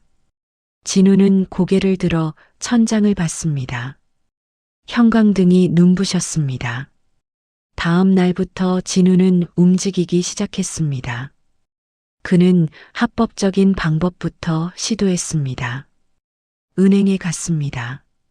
대출 상담을 받았습니다. 은행, 기관, 지인, 서류를 준비했고 상황을 설명했습니다. 죄송합니다. 신용도가 낮아서 대출이 어렵습니다. 금액을 줄이면요? 그래도 어렵습니다. 다른 은행에도 갔습니다. 결과는 같았습니다. 제2금융권에도 알아봤습니다. 담보가 있으신가요? 없습니다. 그러면 어렵네요. 돌아오는 대답은 정중했지만 단호했습니다. 조건이 맞지 않는다는 말, 보증이 필요하다는 말, 시간이 걸린다는 말. 시간은 없었습니다. 어머니의 상태는 기다려주지 않았습니다. 친척들에게 연락했습니다. 오랜만에 전화를 걸었습니다. 진우야, 무슨 일이야? 어머니가 아프셔서 수술비가 필요합니다. 침묵이 흘렀습니다. 얼마나 필요한데? 5천만 원입니다. 더 긴 침묵이 이어졌습니다. 그건 우리도 여유가 없어서. 진우는 전화를 끊었습니다. 다른 친척에게도 전화했습니다. 결과는 비슷했습니다. 사회복지기관에도 문의했습니다. 가정 형편을 검토해야 하는데요. 시간이 좀 걸립니다. 얼마나요? 최소 한 달은. 진우는 고개를 저었습니다. 한 달을 기다릴 수 없었습니다. 거절을 반복해서 들을수록 진우의 말수는 더 줄었습니다. 설명을 덜 하게 되었고 고개를 더 자주 끄덕이게 되었습니다. 마지막으로 문을 나설 때 그는 이미 답을 알고 있었습니다. 이 방법으로는 안 된다는 것. 사람들은 무례하지 않았습니다. 오히려 정중했습니다. 죄송합니다. 형편이 어려워서요. 도와드리고 싶은데. 그들의 목소리에는 진심도 있었습니다. 하지만 결과는 똑같았습니다. 안 된다는 것. 진우는 점점 지쳐갔습니다. 하지만 멈출 수 없었습니다. 병원에서는 계속 수술 일정을 잡자고 했습니다. 더 늦추면 위험합니다. 진우는 시간을 달라고 했습니다. 조금만 더. 어느 날 밤 진우는 공원 벤치에 앉아 있었습니다. 주머니에는 휴대전화와 지갑이 있었습니다. 지갑 안에는 얼마 되지 않는 돈이 들어 있었습니다. 진우는 하늘을 봤습니다. 별은 보이지 않았습니다. 도시의 불빛이 너무 밝았습니다. 어떻게 하지? 합법적인 방법은 다 시도해 봤습니다. 모두 막혔습니다. 그럼 합법적이지 않은 방법은? 진우는 고개를 저었습니다. 하지만 그 생각이 머릿속에서 떠나지 않았습니다. 선을 넘는 데에는 생각보다 긴 시간이 필요하지 않았습니다. 처음엔 작은 선택이었습니다. 딱 한 번만. 그 말이 머릿속을 맴돌았습니다. 어머니 수술만 하고 나면. 그 다음엔 제대로 갚으면 되니까. 한 번이면 된다. 그 뒤는 생각하지 않았습니다. 생각하지 않기로 선택했습니다. 그게 더 쉬웠습니다. 진우는 자신을 설득하기 시작했습니다. 처음에는 작은 것이었습니다. 회사 돈을 조금 빌렸습니다. 곧 갚을 생각이었습니다. 하지만 갚지 못했습니다. 수술비에 다 들어갔으니까.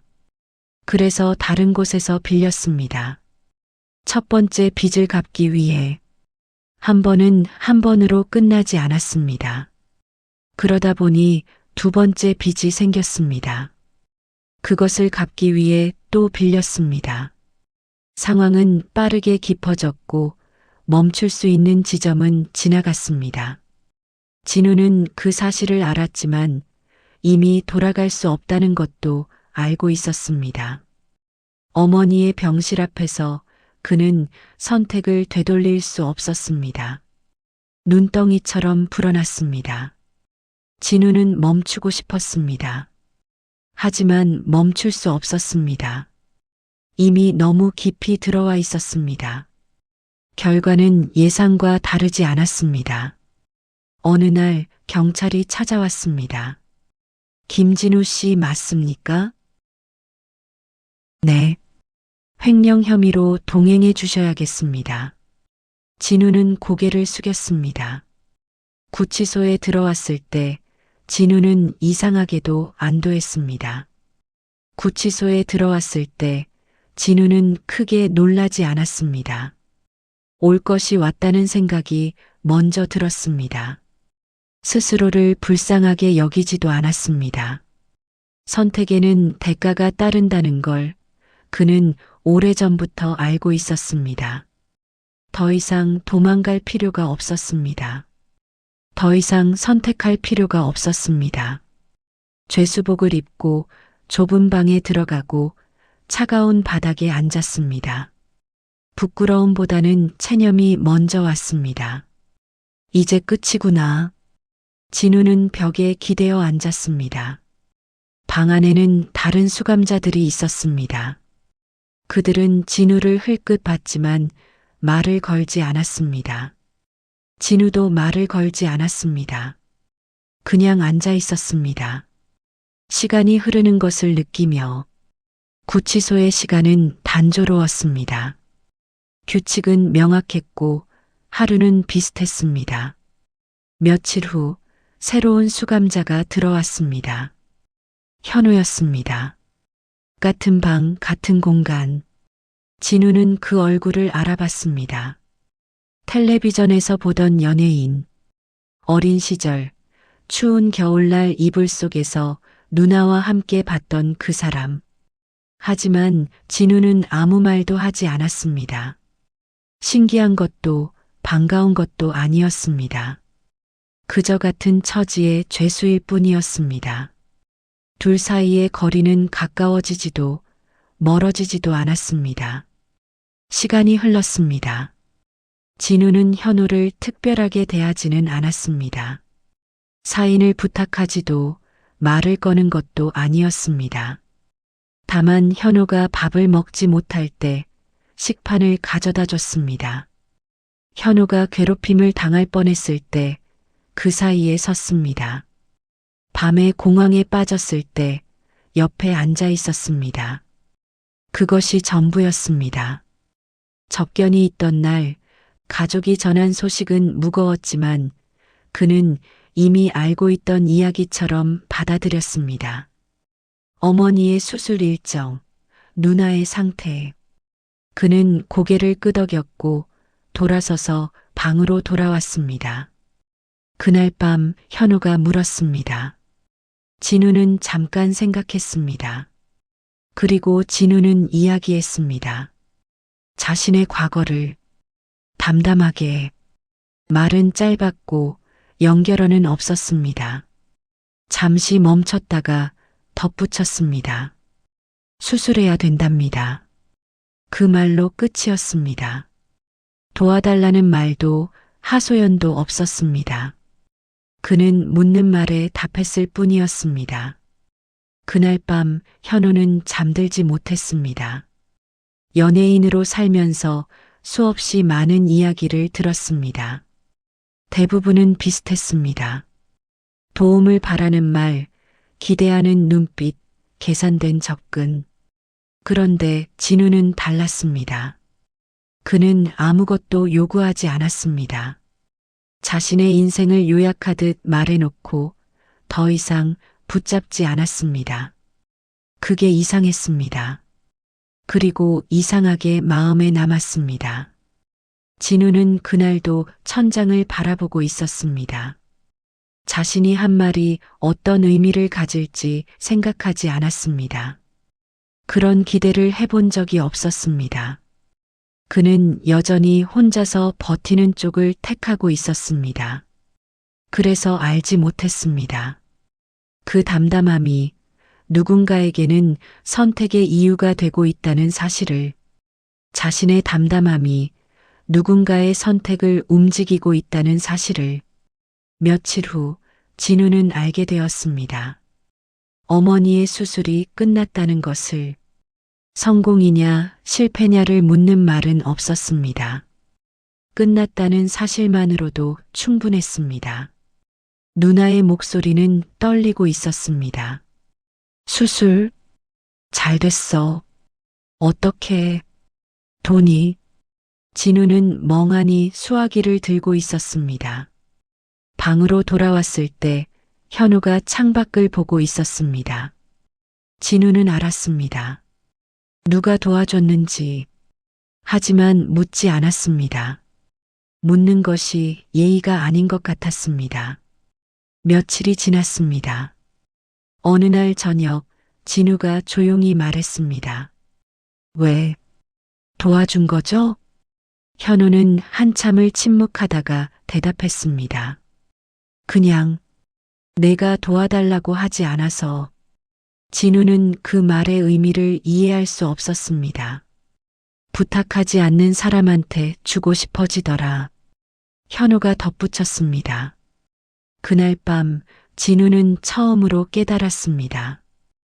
혼자 버티는 것만이 강함이 아니라는 것을, 누군가의 도움을 받는 것도 용기가 필요하다는 것을, 그리고 때로는 말하지 않는 것이 가장 큰 호소가 될 수 있다는 것을.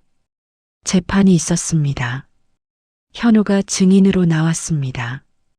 구치소에서의 진우 모습을 증언했습니다. 선처를 부탁했습니다. 판사는 진우에게 집행유예를 선고했습니다. 진우는 법정을 나왔습니다. 밖에서 누나가 기다리고 있었습니다. 진우야. 누나는 울고 있었습니다. 진우는 누나를 안았습니다. 오랜만에 느끼는 자유였습니다. 하지만 마음은 가볍지 않았습니다. 집으로 돌아가는 길, 진우는 말이 없었습니다. 누나가 물었습니다. 어머니는 많이 좋아지셨어. 재활도 잘 되고 계셔. 그래. 현우 씨가 정말 많이 도와주셨어. 어머니 수술비도 내 치료비도.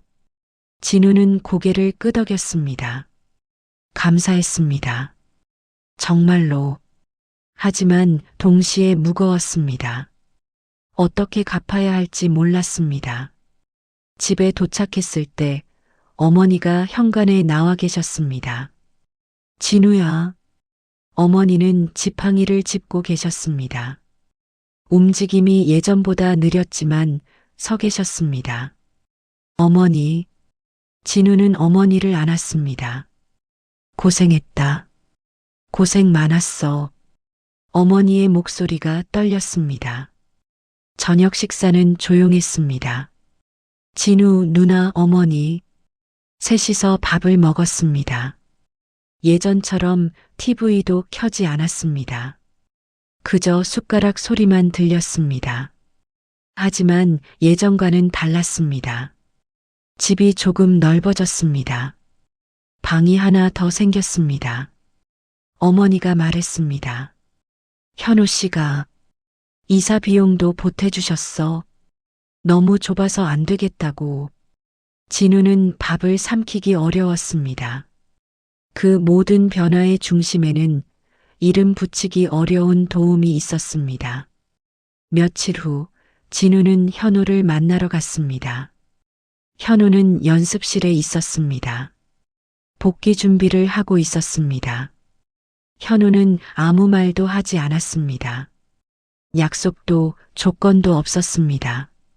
누군가의 도움으로 일이 풀렸다는 사실은 분명했지만 그 과정은 드러나지 않았습니다. 진우는 그 점이 더 불편했습니다. 갚아야 할 것이 무엇인지조차 알 수 없다는 느낌. 감사보다 먼저 빚 같은 마음이 남았습니다. 진우야. 현우는 반갑게 맞아줬습니다. 왔어? 어머니는 괜찮으셔? 네. 덕분에. 진우는 고개를 숙였습니다. 정말 감사합니다. 어떻게 갚아야 할지. 현우가 손을 저었습니다. 갚을 필요 없어. 하지만 나도 도움받았으니까. 구치소에서. 진우는 고개를 들었습니다. 현우가 웃었습니다. 너 없었으면 나 못 버텼어. 진짜로. 진우는 아무 말도 할 수 없었습니다. 그리고 현우가 진지한 표정이 되었습니다. 너는 도와달라고 하지도 않았잖아. 내가 선택한 거야. 진우는 고개를 숙였습니다.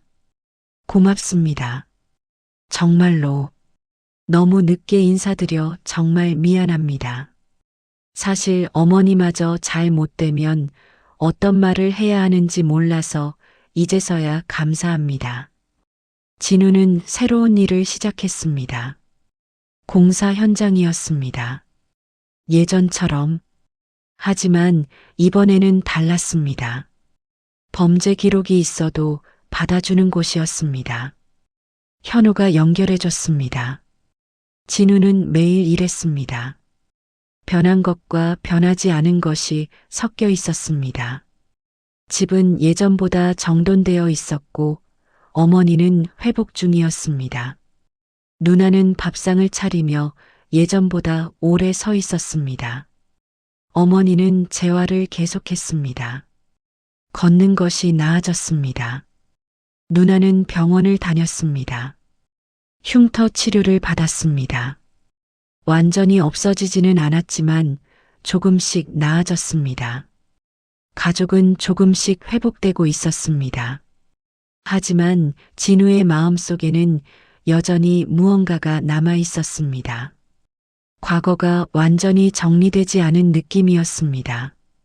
어느 주말 오후였습니다. 진우는 시장에 장을 보러 갔습니다. 어머니가 부탁한 것들을 사기 위해 생선 가게 앞을 지나가는데 누군가 진우를 불렀습니다. 진우야? 진우는 돌아봤습니다. 낯익은 얼굴이었습니다. 하지만 누군지 바로 알 수 없었습니다. 그리곤 그 사람도 이내 사라졌습니다. 그날 저녁 문을 두드리는 소리가 났습니다. 진우는 잠깐 멈칫했습니다. 문 두드리는 소리는 언제나 긴장을 불러왔습니다. 하지만 이번에는 달랐습니다. 어머니가 먼저 일어섰습니다. 문을 열자 낯익은 얼굴이 서 있었습니다. 나야. 삼촌. 진우는 얼어붙었습니다. 삼촌이었습니다. 오래전 기억 속에 남아있던 모습과는 조금 달랐습니다. 예전과는 달랐습니다. 나이가 들었습니다. 머리에 흰머리가 많았고 얼굴에 주름이 깊었습니다. 살은 덜 빠져 있었고 어깨는 단단해 보였습니다. 손은 거칠었습니다. 오랜 노동의 흔적이 남아 있었습니다. 손에는 작은 봉투가 들려 있었습니다. 하지만 옷차림은 깔끔했습니다. 예전처럼 초라하지 않았습니다. 진우는 말문이 막혔습니다. 너무 늦었네. 찾느라 오래 걸렸다. 삼촌이 먼저 말했습니다. 그게 첫마디였습니다. 사과도 변명도 아니었습니다. 삼촌은 고개를 깊이 숙이지도 않았습니다. 다만 오래 준비해 온 말을 꺼내듯 담담하게 서 있었습니다. 진우는 가슴속에서 무언가를 느꼈습니다. 그동안 감정은 사라졌다고 스스로 되뇌었지만 삼촌의 얼굴을 보자 당장이라도 끓어오르는 그 감정을 추스르기 어려워 주먹을 쥔 채 침묵했습니다. 진우야, 들어가도 될까? 할 이야기가 있어. 진우는 자기도 모르게 고개를 끄덕였습니다. 거절할 수 없었습니다. 집안은 잠시 조용해졌습니다. 마치 폭풍전야 같았습니다. 어머니는 아무 말도 하지 않았습니다. 누나는 삼촌을 보다가 시선을 내렸습니다. 진우는 서 있는 자리에서 움직이지 않았습니다. 반가움은 없었습니다. 대신 당혹감이 먼저였습니다. 이 사람이 지금 여기 있는 게 맞는지 판단이 서지 않았습니다. 삼촌은 조용히 자리에 앉았습니다. 마주 앉았습니다. 침묵이 흘렀습니다. 삼촌은 천천히 말을 이었습니다. 삼촌이 입을 열었습니다. 미안하다는 말은 의미가 없을 것 같다. 그때는 내가 나서야 했어. 진우는 자신의 발끝만 바라봤습니다. 대신 설명을 하고 싶어? 들어줄 수 있겠니? 그 말도 길지 않았습니다. 진우는 고개를 들어 삼촌을 봤습니다. 듣겠습니다. 삼촌은 봉투를 식탁 위에 올려놓았습니다. 안에는 장부와 통장 사본, 오래된 서류들이 들어 있었습니다. 날짜와 장소, 이름들이 빼곡했습니다. 진우는 그걸 바로 보지 않았습니다. 먼저 삼촌의 얼굴을 봤습니다. 삼촌이 천천히 말하기 시작했습니다. 형님이 돌아가시고 보험금이 나왔을 때 나는 알고 있었어. 형하고 만든 빚이 생각보다 컸다. 뭐라고요? 그때 빌린 빚, 보험금으로는 안 됐다. 진우는 눈을 크게 떴습니다. 나한테만 말씀하셨거든. 전부터 생긴 빚들, 그래서 어떻게든 형님 살리려면 나도 방법이 없었다. 당장 수술비가 필요했으니까 그렇게 이리저리 생긴 빚은 생각보다 커졌다. 그래서 내가 가져갔다. 삼촌은 잠깐 멈췄습니다. 나는 그 빚을 갚아야 한다고 생각했어. 형수님과 너희들이 그 빚을 지면 안 된다고. 말은 조심스러웠고 감정은 드러나지 않았습니다. 삼촌은 자신을 설명하려 하지 않았습니다. 다만 사실을 나열했습니다. 그래서 보험금을? 응. 일단 내가 들고 나갔어. 그리고 사채업자들을 찾아갔지. 모든 빚을 내 쪽으로 붙이려고 했다. 삼촌의 목소리가 낮아졌습니다. 3천만 원을 갚았어. 그런데 이자가 있더라. 계속 불어나고 있었어. 그래서 나는 제안했어. 모든 빚을 내가 떠안을 테니 형수님과 조카들은 건드리지 말라고. 삼촌은 오른손을 들어 보였습니다. 새끼손가락이 없었습니다. 진우는 숨을 멈췄습니다. 진우는 그제야 봉투를 열었습니다. 장부에는 지역 이름이 적혀 있었습니다. 공사 현장, 물류창고, 항구. 날짜는 이어졌고 금액은 들쭉날쭉했습니다. 병원비 송금 기록도 있었습니다. 어머니가 몰랐던 시점의 기록이었습니다. 서약이 필요하다고 하더라. 그래서 삼촌은 손을 내렸습니다. 그렇게 했어. 빚은 내가 갚기로 했고 너희 가족은 안전해졌지. 진우는 말을 잃었습니다. 그 뒤로는 도망 다니듯 일했어. 전국 곳곳 위험한 현장이든 힘든 일이든 가리지 않았어. 그럼 그때 빚쟁이들이 갑자기 사라진 건 그땐 나도 너무 화가 났지. 나한테서 빚을 받기로 해놓고 너희를 괴롭혔으니까. 그래서 또 찾아갔고 너희한테 갈 이유가 없어진 거지. 진우는 갑자기 어지러웠습니다. 모든 것이 빙글빙글 돌아가는 듯 했습니다. 그렇게 진우의 눈에서 눈물이 흘렀습니다. 불나고 나서는 완전히 놓쳤다. 삼촌이 계속 말했습니다. 그러던 어느 날 소식을 들었어. 집에 불이 났다고. 삼촌의 목소리가 떨렸습니다. 주소가 바뀌었고 연락선이 끊겼다. 나는 달려갔어. 예전 집이 있던 곳으로. 하지만 찾을 방법이 없었다. 삼촌이요? 삼촌은 눈을 감았습니다. 그런데 왜? 나는 더욱 다가갈 수 없었어. 삼촌이 눈을 떴습니다. 삼촌은 고개를 들었습니다. 빚이 아직 남아 있었거든. 내가 나타나면 사채업자들이 다시 너희를 찾을 수도 있었어. 진우는 주먹을 쥐었습니다. 그래서 그냥 돌아서며 다시 한번 다짐했지. 해야 할 일이 더 생겼구나. 삼촌의 목소리가 끊겼습니다. 미안하다. 정말. 그 후 한동안은 나도 살기 바빴다. 삼촌이 잠깐 숨을 고르고 말을 이었습니다. 그날 이후로 시간 날 때면 수소문했지만 피해 다니는 형편에 너희를 찾을 수 없었어. 최근에서야 좀 자리가 잡혔다. 삼촌은 고개를 저었습니다. 나는 계속 일을 했어. 빚을 갚기 위해서 전국을 돌아다녔어. 진우는 입술을 깨물었습니다. 그렇게 몇 년이 지났어. 빚을 다 갚았을 때 나는 이제야 너희를 찾을 수 있겠다고 생각했어. 말은 거기까지였습니다. 설명은 충분했고 변명은 없었습니다. 삼촌은 더 말하지 않았습니다. 기다리는 쪽을 택했습니다. 그게 언제인데요?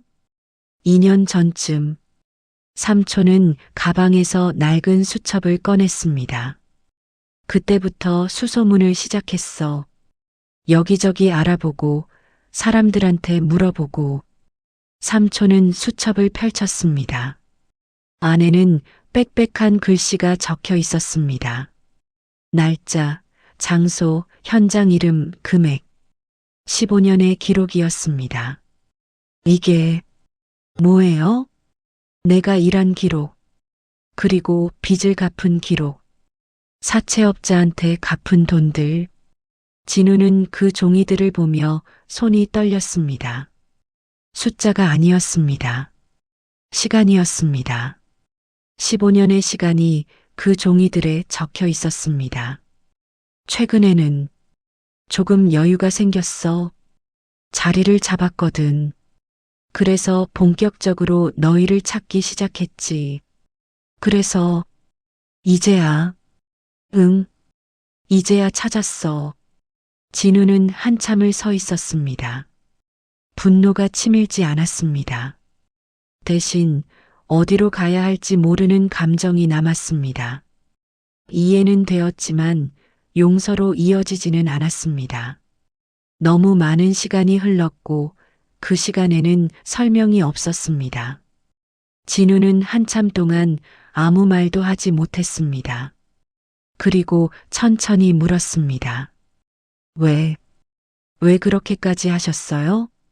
삼촌이 고개를 들었습니다. 형님 때문에. 형님은 내 인생에서 가장 소중한 사람이었어. 나는 형님한테 많이 의지했거든. 삼촌의 눈에 눈물이 고였습니다. 형님이 돌아가셨을 때 나는 무너졌어. 하지만 형님 가족은 지켜야 한다고 생각했어. 그래도 말을 했어야죠. 우리한테 할 수 없었어. 삼촌이 고개를 저었습니다. 말하면 너희가 나를 말렸을 거야. 같이 감당하자고 했을 거야. 당연하죠. 그게 싫었어. 조카들이, 형수님이 그 빚 때문에 고생하는 게. 삼촌은 잠깐 멈췄습니다. 그리고 도울 자격이 없었어. 빚도 다 못 갚은 상태에서 어떻게 너희 앞에 나타나겠어? 삼촌은 잠시 생각하다가 말했습니다. 그땐 말할 자격이 없었다. 그 말에 더는 질문이 이어지지 않았습니다. 진우는 주먹을 쥐었다 폈다를 반복했습니다. 화가 났습니다. 하지만 화를 어디에 내야 할지 몰랐습니다. 삼촌을 미워했습니다. 15년 동안. 하지만 지금은 삼촌, 응, 우리는 삼촌을 배신자라고 불렀어요. 알아. 가족들 다 그렇게 생각했어요. 나도 알아. 진우의 목소리가 떨렸습니다.